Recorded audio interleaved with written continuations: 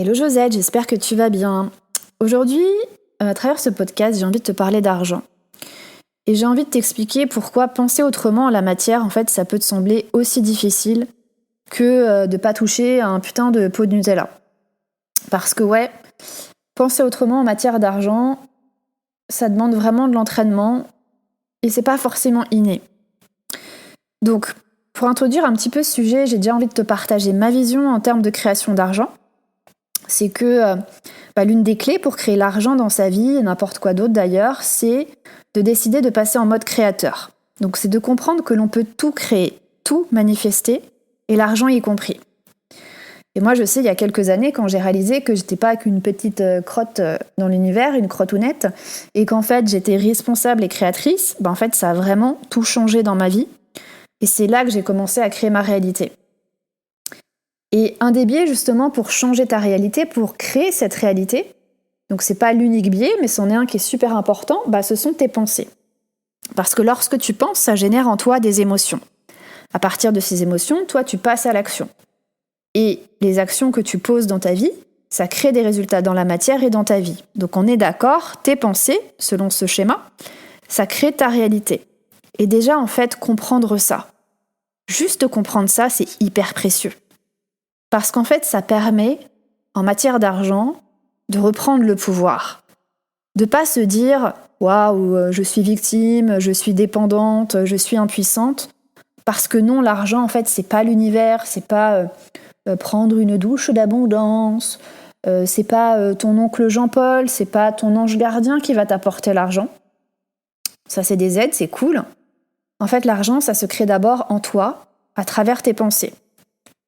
Donc, évidemment, on est traversé de milliers de pensées chaque jour, et donc on n'a pas conscience de toutes nos pensées, mais je pense que si tu m'écoutes, tu es quand même quelqu'un avec une forte conscience, tu es sans doute quelqu'un qui pense beaucoup, qui est beaucoup dans l'introspection, qui a tendance à refaire le monde dans ta tête, et du coup, il est fort possible que tu t'entends penser. Et du coup, je suis certaine que tu es déjà consciente de certaines histoires pourries que tu te racontes à propos de l'argent.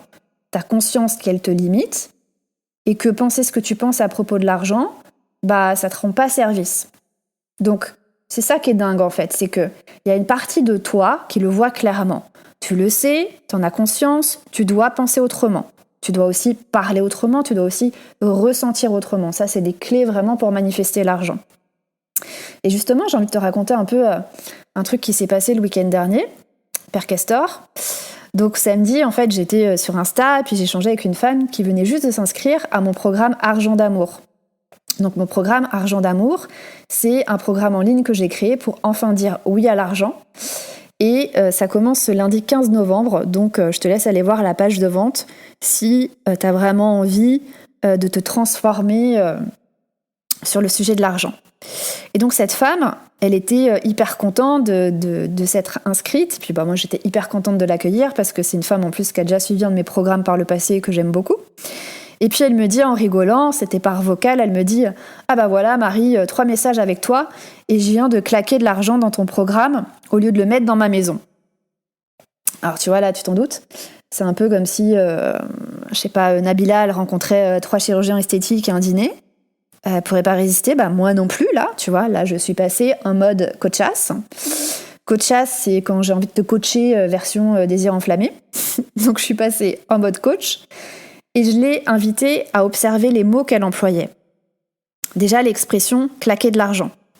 Ça montre quoi chez elle ? Ça montre que dépenser dans son inconscient, dans sa structure énergétique, c'est perdre quelque chose.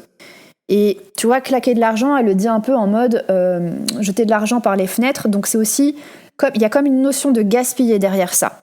Ensuite, elle me dit, j'ai claqué de l'argent au lieu de. Donc au lieu de, ça veut dire que dans son système, c'est pareil. Il y a une histoire de choix. C'est comme si dans son système n'a pas intégré que l'argent est disponible en illimité. Donc elle croit que c'est pas disponible en illimité et qu'elle doit choisir entre ça ou sa maison. Alors qu'investir dans ce programme, c'est que son âme sait que c'est possible de créer de l'argent en illimité, et ça pourrait la reconnecter à sa capacité de créer de l'argent en illimité, et d'avoir la possibilité aussi d'investir pour sa maison. Et pareil, c'est-à-dire, elle a dit, au lieu de le mettre dans sa maison, et là on voit qu'il y a une notion aussi de culpabilité. Il y a comme une culpabilité de dépenser, et particulièrement de dépenser pour soi. Et ça, c'est quelque chose de très très féminin, et je le vois beaucoup chez des femmes que j'accompagne, c'est-à-dire dépenser pour elles, c'est dur, surtout quand elles sont mères en fait. Il y a beaucoup de culpabilité à dépenser pour soi, à s'offrir des choses, etc. Donc, c'était hyper intéressant parce que tout de suite, je lui ai montré comment elle pensait. Et elle m'a dit, c'est fou parce qu'en fait, quand je t'ai dit ça, je me suis entendue, elle entendait en fait qu'il y avait des limitations dans ce qu'elle exprimait. Et c'est super intéressant en fait parce que c'est ça qu'elle me disait, c'est que en fait, c'est quelqu'un de très conscient avec une grande sagesse, donc elle s'observe être dans des croyances limitantes, mais elle peut pas s'empêcher de les faire.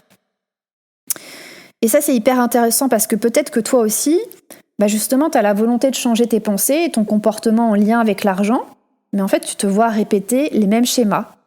Tu te vois être amené à dire les mêmes phrases limitantes, issues de pensées que tu ne sais ne pas être vraies, en fait. C'est ça qui est fou, en fait, c'est qu'on a des pensées et des croyances à propos de l'argent, et si on s'écoute 5 minutes, on sait que ce n'est pas vrai, en fait. Et donc voilà, c'est un peu des schémas répétitifs et c'est un peu comme genre un régime, lundi, dès lundi, c'est sûr, je mange sainement. Donc si toi aussi tu crois que chaque dimanche quand t'es en train de manger une grosse pizza et que tu te dis lundi je mangerai bien, on l'a toutes fait. En matière d'argent c'est un peu pareil, on sait comment il faut penser, on sait ce qu'il faut mettre en place, mais on n'écoute pas, on repousse. Et pourquoi on continue justement à avoir ces croyances limitantes? Pourquoi on continue à avoir ces comportements? Est-ce que c'est normal en fait? Et moi j'ai envie de dire en partie oui en fait, parce que en termes d'argent, on est programmé à la négativité. En fait, nous sommes remplis de croyances limitantes au sujet de l'argent, et en fait toutes ces croyances limitantes, elles datent de notre plus jeune âge. En fait, c'est avant 7 ans qu'on a toutes ces croyances, et c'est même avant nos 3 ans en fait. C'est vraiment tout ce qu'on a entendu, tout ce qu'on a ressenti, tout ce qu'on a vu à propos de l'argent. Et ce qu'il faut comprendre, c'est qu'à la base, les enfants, ils comprennent pas la notion d'argent. En fait, les enfants, ils pensent qu'ils peuvent tout avoir jusqu'à ce qu'ils entendent des croyances limitantes. Regardez un enfant à Noël, donnez-lui un... Comment ça s'appelle là, les trucs, là, les dépliants, là, les magazines où on choisit les jouets. Un enfant, il va pas se limiter. Si on lui dit pas, tu choisis que ça, ou à tel prix, il pense vraiment qu'il peut tout avoir, il va absolument pas se limiter. Donc l'idée vraiment que je veux te transmettre aujourd'hui déjà, c'est de comprendre que tu es né sans blocage financier. Tu es né sans blocage financier, c'est hyper important. Mais tu as acquis ou hérité des croyances des autres. Donc ton job aujourd'hui, ton travail, et particulièrement si tu as une relation compliquée avec l'argent, ou si tu vis le manque, des manques, ton travail, ton job, c'est de voir ces croyances limitantes et de prendre l'engagement de penser autrement et de faire différemment. Et en fait, c'est vraiment là que réside une difficulté dans le processus de création d'argent dans nos vies. Parce que penser autrement, faire différemment, en fait, ça va te demander de sortir du clan. C'est ça, en fait, ça demande à sortir du clan et inconsciemment, en fait, nous, on est programmés à nous diriger vers le groupe. C'est-à-dire que dans l'inconscient collectif, par rapport à l'histoire depuis des centaines d'années, en fait, la survie dans notre inconscient, elle est associée au groupe, elle est associée à la tribu. À côté de ça, en fait, aussi, une de nos plus grandes peurs, c'est de ne pas être aimé et d'être rejeté.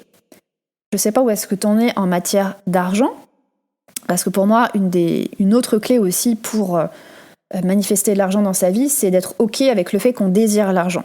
Parce qu'en fait, l'argent se crée à partir d'une vibration de désir. Si on ne désire pas l'argent, c'est compliqué. S'il y a une partie de nous qui le repousse, si on dit oui, non, mais moi, j'en ai pas besoin, c'est plus compliqué de le manifester. Donc en fait, mais si c'est OK déjà avec cette partie-là, si toi, t'es déjà OK avec cette partie-là. Donc imaginons, ton mental, il veut de l'argent. il est là, ouais, enfin, je veux de l'argent, quoi. Eh oh, Monique, j'ai le droit, je le mérite, je peux le faire. Et on met en place des actions pour attirer l'argent. Mais qu'à l'intérieur de ton être, à l'intérieur de notre être, dans notre énergie, il y a une partie de nous qui ne veut pas créer d'argent, car ça implique la possibilité de ne plus être aimé. De ne plus être aimé par nos collègues, par notre famille, par notre conjoint, nos amis. Et ça, c'est quelque chose que je vois tout le temps en séance. Par exemple, une femme entrepreneur qui sabotait son expansion financière parce qu'en fait, elle allait dépasser le revenu de son mari. Et inconsciemment, en fait, dans sa structure énergétique, elle avait peur de perdre son mari si elle le dépassait. Parce que oui, nous les femmes, on est conditionnées à gagner moins que les hommes depuis des millénaires, et il est temps que ça change, et pas par volonté de gagner plus qu'eux, mais par volonté juste de gagner l'illimité que nous avons le droit de gagner, en fait. Et encore, le terme gagner, il est un peu laid, quoi. Rien que quand je le dis là, je me dis, l'histoire, c'est même pas de gagner, de perdre, c'est de s'autoriser, en fait, de désirer, de s'autoriser. Pareil, je me rappelle une femme qui s'était reconvertie et qui avait vachement peur de perdre ses anciennes collègues qui, elles, gagnaient le SMIC. C'est-à-dire, en fait, inconsciemment pour elle, gagner plus que le SMIC et plus de 3 000 €, c'était waouh, est-ce qu'elles vont continuer à m'aimer si je gagne autant ? Donc penser autrement, ça revient à dire « Papa, maman, je décide de ne pas penser comme toi ». C'est aussi prendre la place qui nous revient vraiment.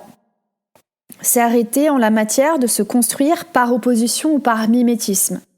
Je m'explique. Imaginons que j'ai la croyance qu'on m'a transmis la croyance « dépenser c'est mal ». Ça peut donner quoi comme comportement ?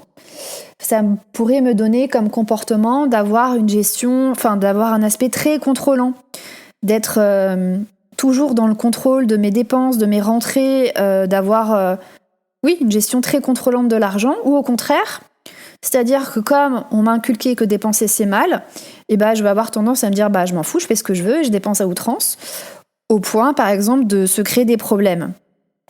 Donc l'idée, c'est aussi de regarder comment est-ce qu'on agit par rapport à l'argent, par rapport aux croyances qu'on nous a transmises, et c'est de choisir de penser, d'agir et de ressentir maintenant pour soi. Qu'est-ce que je veux créer dans ma vie ?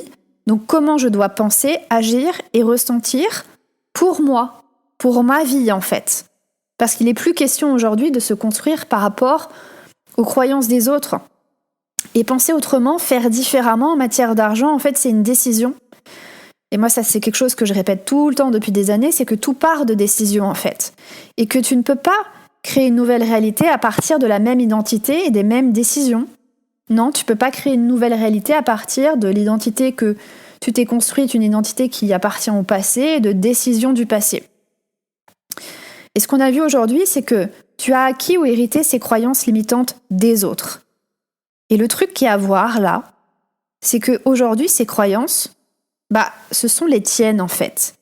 Donc tu n'es pas responsable du fait que ce sont devenues les tiennes, que ces croyances soient devenues les tiennes, mais aujourd'hui, avec le niveau de conscience qui est le tien,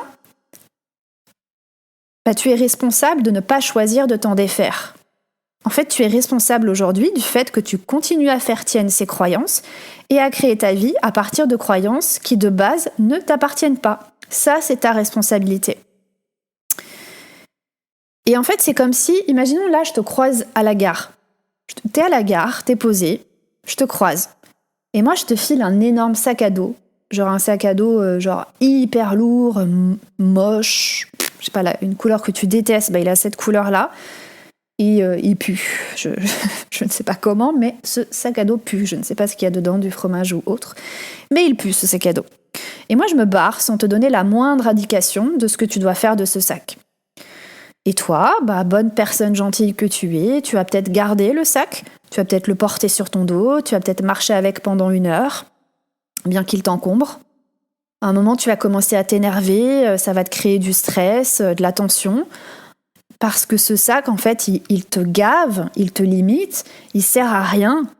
En fait, tu pourrais marcher librement, sans poids sur ton épaule, voyager comme tu en avais envie initialement, c'est-à-dire en paix. Et c'est là, en fait, que tu vas avoir un choix. Le choix de garder ce sac à vie, parce que c'est moi qui te l'ai donné, que j'ai l'air sympa, gentil, donc tu veux pas laisser mon sac, tu m'aimes bien et tu veux que je continue à t'aimer. Ou alors le choix de te faire passer en premier et de comprendre que ce sac, aussi gentil que j'en ai l'air, en fait, ce sac, il est à moi, c'est le mien, c'est ma responsabilité, c'est pas la tienne. Donc en fait, ce sac, tu peux le laisser là. Tu peux choisir de déposer ce sac et de reprendre ton chemin sereinement. Et tu vois, moi je te propose de déposer ce sac-là et non de me le redonner ou de le redonner à qui que ce soit. Pourquoi ? Tout simplement parce que ce sac, tu l'as compris, il représente les autres, il représente ta lignée, les mémoires limitantes, tes ancêtres. Tout ce qu'on t'a transmis. Et l'idée en déposant ce sac, qui sera sûrement vu comme un colis piégé et donc détruit, pour une fois que la SNCF fait quelque chose de bien, c'est une croyance, vive la SNCF. Donc, l'idée en déposant ce sac, c'est justement de te libérer, et de libérer ta lignée et les générations futures. Parce qu'en fait, c'est aussi ça la magie de choisir de penser autrement à propos de l'argent. En fait, c'est que la magie, c'est que c'est pas que toi qui vas en bénéficier. Et donc, en posant l'intention de créer l'argent, tu poses un premier acte de générosité. Et voilà, c'est donc sur cette jolie notion que j'ai envie de te laisser. J'espère que ce podcast pourra déclencher de belles prises de conscience en toi et de te permettre de renouer avec ta capacité à tout créer, parce que tu peux vraiment tout créer. Et si jamais cet audio t'a donné envie, t'a donné l'impulsion d'aller transformer ta réalité financière avec moi, d'aller plonger en toi pour aller justement décroter tout ce qu'il y a à décroter et transformer tout ce qu'il y a à transformer, eh bien tu peux encore le rejoindre et ça commence lundi prochain. Je te souhaite une merveilleuse journée. À tout bientôt.